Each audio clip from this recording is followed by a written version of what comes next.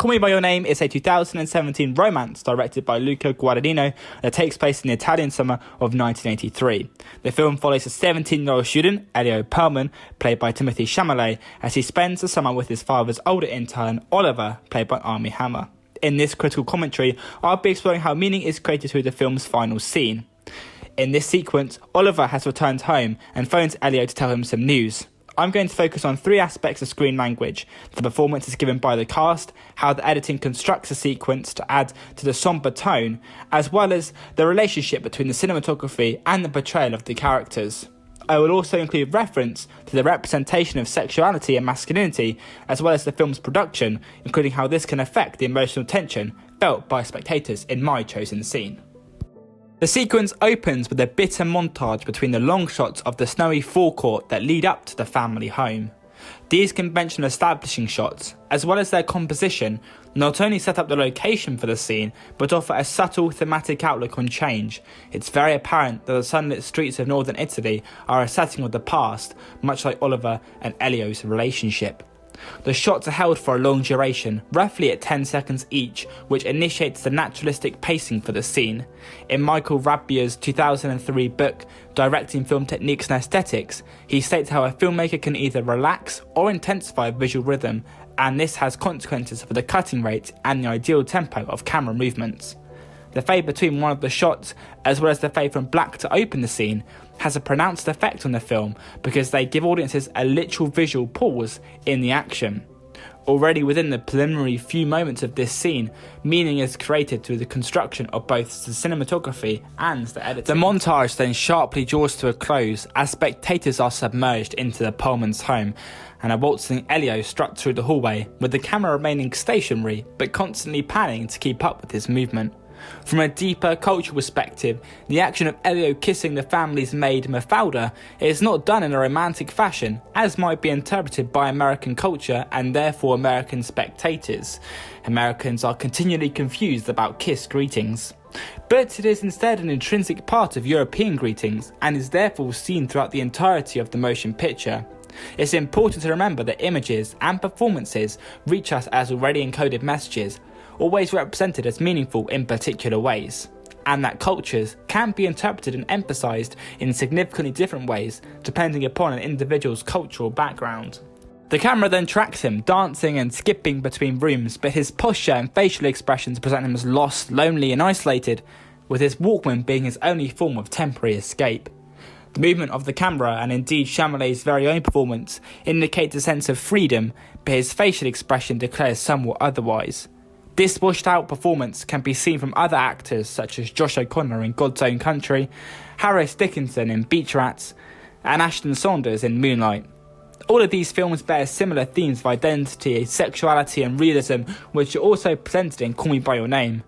All of these characters are struggling with coming to terms with their own identities, and their performances are indicative of this. There is therefore a very much repetitive style to the acting, as every detail tells audience something and nothing is left redundant. Every performance line is clearly motivated and relevant to the development of the plot. One can see this by clearly analysing the contrast between Elio's outward expressions of solicitous behaviours in the first part of the film, when he is around Oliver, with his vacant asseverations seen once he is alone again.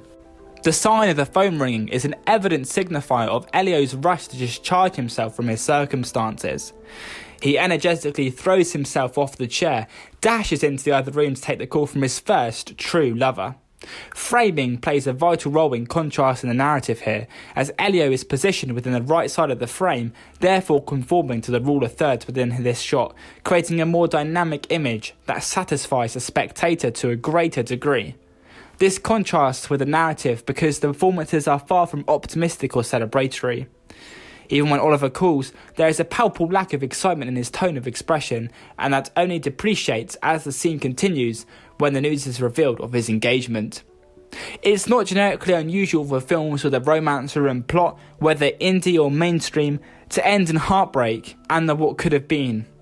La La Land, 500 Days of Summer, and Weekend are a few examples. Editing charges the phone call sequence with a jolting cut to Elio's parents as they interrupt the call to catch up with Oliver. Framed in a two-shot, The pair's performance is animated, warm and loving, but the editor cuts back to Elio. His heavy breathing and vacuous expression indicate a rising sense of abandonment. After the parents are tracked from the call, they are deeply deflated by the news. This is communicated through the extended duration of the shot, allowing audiences to interpret the subtle feeling of emptiness between his parents. As the conversation turns to the couple one last time, Oliver makes a distinct reference to a correctional facility which embeds the context of the narrative within the 80s and thus the lack of acceptance of homosexuality. The film is set during a period of social change with the emergence of the HIV and AIDS epidemic internationally, as well as the Stonewall riots that happened just a few decades earlier. It's very easy to say if Oliver had been the narrator, the story might have turned out quite different. Elio has supportive, loving parents who accept him as he is, arguably what some would view as a rarity during the 80s, while Oliver does not. The couple then mutter each other's names one last time, sensually breathing as the camera gradually zooms in on Elio's tearful face. The final shot of the film depicts Elio crying in front of the roaring fire, almost glaring into it looking for answers. The cinematography and colour in this shot, as throughout the entirety of the film, is bluntly naturalistic.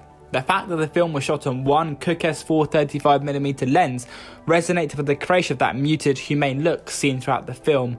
The idea of using a Cooke-S 435mm lens for shooting the whole movie was to get the sense of the human eye and the simplicity. The shot holds in close on just Elio, causing the viewer to feel the same heightened emotion and loneliness as the character does in this moment.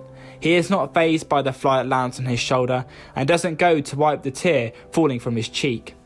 The use of the close-up also draws attention to the actor as a locus of emotion. It does not create that emotion, which accentuates the influence of Chalamet's performance in this final shot. The shallow depth of field grounds Elio in the harsh reality of his circumstances and causes the background to be blurry, out of focus and confusing. This could be a connotative representation of his sexuality and past with Oliver. Elio's failure to recognise the rounded reality around him is portrayed through the decisions made by the film's creative team, as well as the performance given by Chalamet. To finish, the closing scene in Call Me By Your Name involves a range of cinematic techniques to enhance the meanings created.